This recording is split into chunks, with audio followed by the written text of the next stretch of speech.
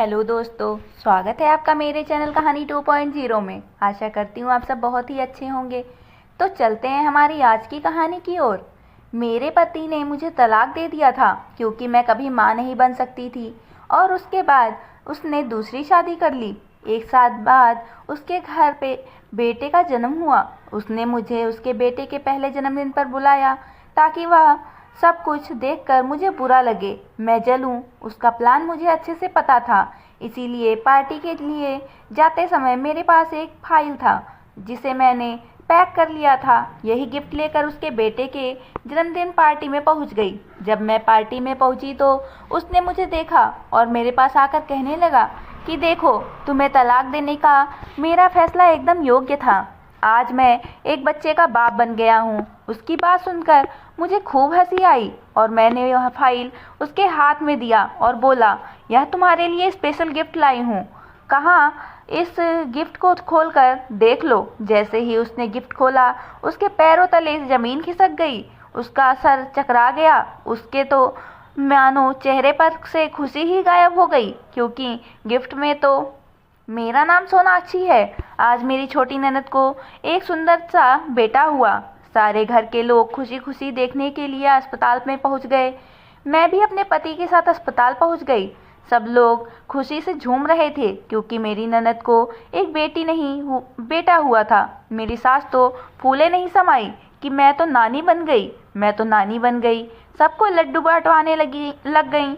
सबने बच्चों को बारी बारी से गोदी में लिया और जैसे ही मैंने बच्चे को गोद में उठाया तो मेरी सास ने वह देख लिया और ज़ोर ज़ोर से मुझ पर चिल्लाने लगी कि तूने हाथ लगाया ही क्यों?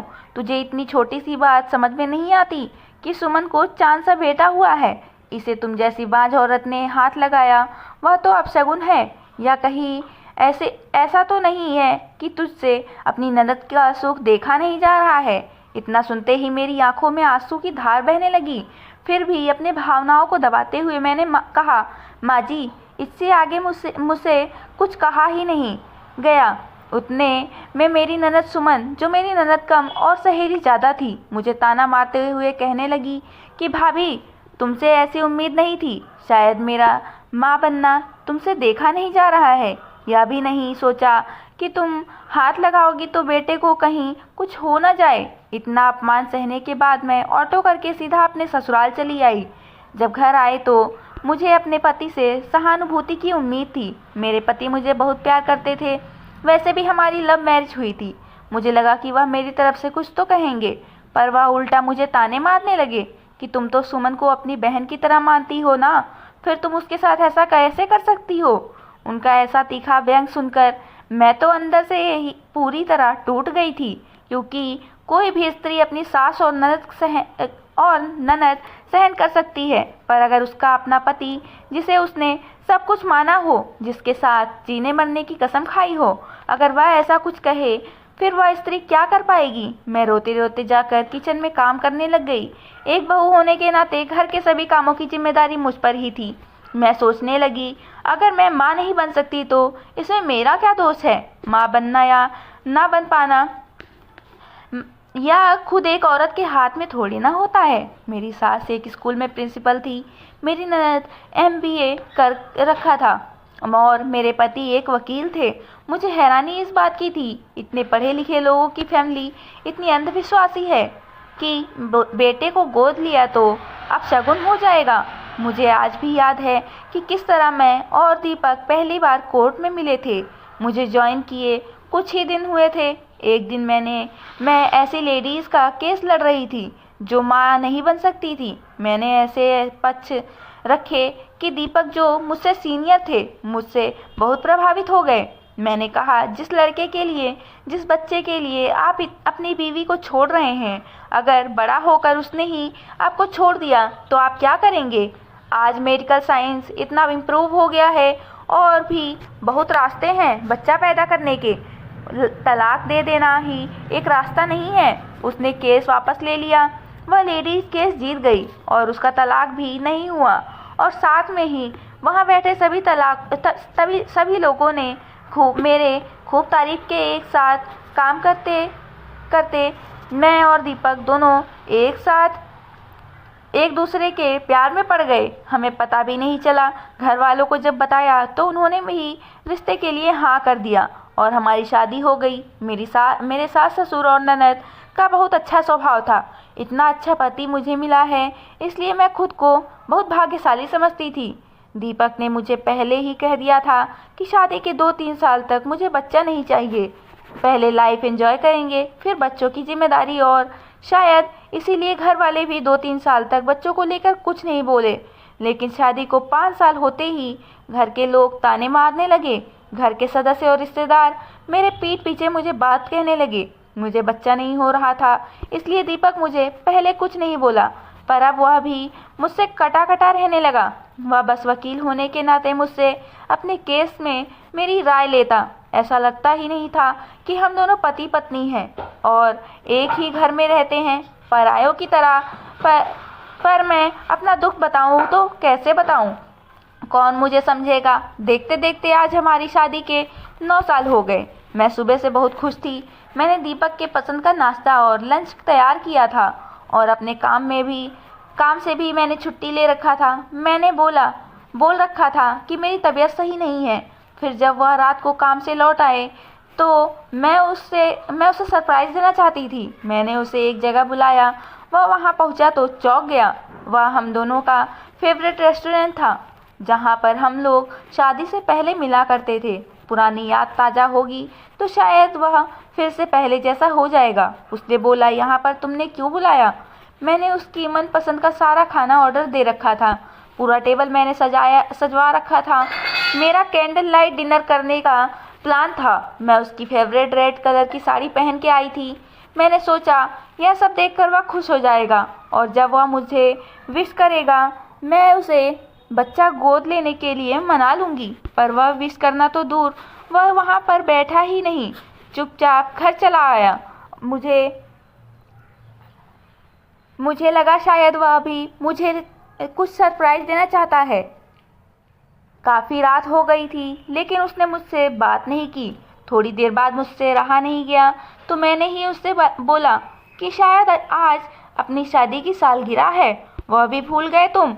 यह सुनते ही वह कहने लगा कि अरे नहीं, यह मनहूस दिन तो भूलना ही नहीं चाहूँ तो भूलना चाहूँ भी तो नहीं भूल सकता, क्योंकि आज के दिन एक बांझ औरत मेरे गले हमेशा के लिए पड़ गई थी। उसके ऐसे शब्द सुनकर मानो मेरी आंखों के सामने अंधेरा सा छा गया हो।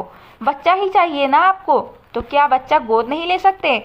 मैं अपने आंसुओं को रोकते हुए कहने लगी, तुमसे मैंने कितनी बार कहा, इस बात को लेकर मैं अपनी कितनी बार बहस हो चुकी है। मैं दूसरों का बच्चा, दूसरे का खून गोद नहीं ले सकता। मुझे मेरा खुद का बच्चा चाहिए, जो तुम मुझे इस जन्म में नहीं दे सकती। और अब मैंने उसे वही लेडीज़ का केस दिलाया जिसे बच्चा नहीं हो रहा था और जिसके लिए उसने मेरे लिए तालियां भी बजाई थी। उसने कहा उस समय मैं गलत था, जब अपने पर पड़ी तब समझ आता है। हाँ, आज अपनी शादी की सालगिरह है तो मैं तुम्हारे लिए अलग सा स्पेशल गिफ्ट लेकर आया हूँ। मैं सोचने लगी, जो इंसान बार बार मुझे बाज बोल रहा है वह मेरे लिए क्या गिफ्ट लेकर आया होगा। उसने मुझे एक फाइल पकड़ाया। मैं भी बहुत उत्सुकता से खोलने लगी। अंदर जब देखा तो उसमें तलाक के पेपर थे। उन कागजात को देखकर मुझे विश्वास नहीं हो रहा था कि जो इंसान मेरी इतनी तारीफ करता था, इतना प्यार करता था, हर तरह के समय में मेरा साथ दिया करता था, आज वह एक बच्चे के लिए मुझे तलाक दे देगा। ऐसा लग रहा था मानो मेरे सर पर आसमान गिर गया हो। मैं ज़ोर ज़ोर से रो रही थी, फिर भी अपने आप को संभालते हुए तुरंत ही तलाक के पेपर के लिए साइन कर दिया, क्योंकि जब उसके मन में मेरे लिए प्यार ही नहीं तो ऐसे इंसान के साथ रहने से क्या फ़ायदा। दूसरे दिन मैंने वह घर छोड़ दिया और दीपक भी यही चाहता था और अब अपना काम छोड़कर दूसरे शहर चली आई और वहाँ पर काम करने लगी। उसके साथ काम करना मतलब पुरानी यादों को ताज़ा करने जैसा था। 1 महीने बाद उसकी दूसरी शादी हो गई और 1 साल बाद पता चला कि उसे बेटा हुआ है। पार्टी रखी थी और उसने पार्टी में मुझे बुलाया था ताकि वह मेरा अपमान कर सके। मैं उस पार्टी में गई। मुझे देखते हुए मेरे पास आया और कहने लगा कि तुम्हें तलाक देने का फैसला मेरा कितना सही था। मैं बाप बन गया हूँ। मैंने भी बहुत ही नम्रता से उसे पिता बनने की बधाई दी। मैं भी अपने साथ एक फाइल लाई थी। उसे देखते हुए कहा कि मेरी तरफ से एक स्पेशल गिफ्ट का नाम सुनकर वह थोड़ा हैरान हो गया, क्योंकि शादी की सालगिरह के दिन उसने भी मुझे एक स्पेशल गिफ्ट दिया था, तलाक के पेपर्स। अब यह मुझे कौन सा गिफ्ट दे रही है, यह सोचते हुए उसने वह गिफ्ट खोला और अंदर पेपर था। उसे पढ़कर उसके पैरों तले जमीन खिसक गई। दिसंबर की ठंड में पूरा शरीर पसीने से भीग गया था, क्योंकि उस पेपर के अंदर उसकी मेडिकल रिपोर्ट रखी हुई थी और उसमें साफ साफ लिखा हुआ था कि वह कभी बाप नहीं बन सकता।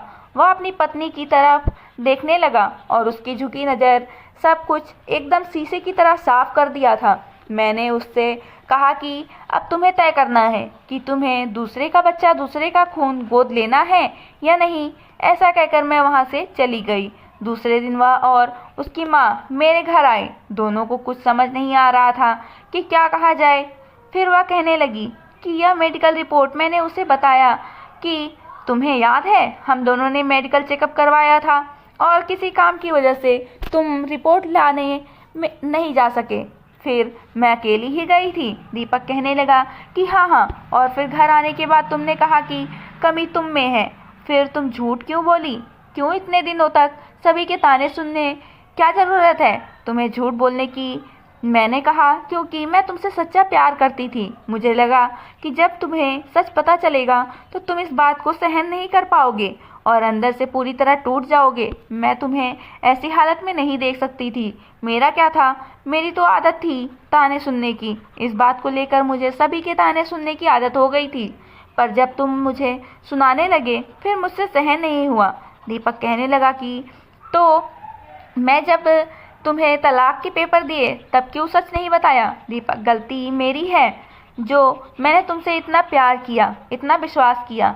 चाहे कोई भी कुछ भी कहे, तुम मुझे अकेला नहीं छोड़ सकते। जब तुम्हारा ही प्यार खत्म हो गया था तो साथ रहकर भी क्या होता? मैं चाहती तो तुम्हें कोर्ट में घसीट सकती थी और मुझे इसके लिए तुमसे पैसे भी मिलते, लेकिन मैंने ऐसा नहीं किया क्योंकि मैं तुम्हारी इज्जत को उछालना नहीं चाहती थी। मैंने तो तुम्हें तलाक नहीं दिया, तो मैं तो बच्चा गोद लेना चाहती थी। तुम्हारी दूसरी बीवी तुम्हें छोड़कर क्यों नहीं चली गई? वह तो अब तलाक दे सकती है क्योंकि तुम बाप नहीं बन सकते हो। सच्चाई जानकर भी वह तुम्हारे साथ है, अपना प्यार निभा रही है ना। औरतें जब ऐसा कर सकती हैं तो मर्द क्यों नहीं? मेरी सास मुझसे कहने लगी कि हमसे गलती हो गई है, बहू हो सके तो हमें माफ़ कर दो और सब कुछ भुलाकर हमारे साथ अपने घर चलो। तब मैंने उनसे कहा कि बात माफ़ करने या ना करने की नहीं है, बात स्वाभिमान की है और अब मैं उस घर में पैर नहीं रख सकती। अगले महीने मेरी शादी है और मैंने तुम्हें स्पेशल गिफ्ट दिया क्योंकि मुझे देखना था कि यह सब जानकर तुम दूसरे का बच्चा, दूसरे का खून गोद लेते हो या नहीं। क्योंकि जब मैंने कहा था तब तुमने साफ मना कर दिया था और इससे एक बात पता चली कि पुरुष हमेशा खुद के कर्तव्य बड़े होने का दिखावा करते हैं। भोली भाली औरतों को हमेशा दिखाने की कोशिश करते हैं, पर कमी एक पुरुष में ही हो सकती है। जो पुरुष अहंकार के कारण एक स्त्री का त्याग करता है उसे भगवान भी माफ़ नहीं करते। जब तक उन्हें सच्चाई का पता नहीं चलता तब तक बहुत देर हो जाती है। दोस्तों, जीवन जीते हुए कभी भी किसी के साथ अन्याय नहीं करना चाहिए। अगर खुद पर अन्याय होता है उसे सहन भी मत करिए। इस कहानी को शेयर करिए और पति पत्नी के अटूट रिश्ते को मत टूटने दीजिए।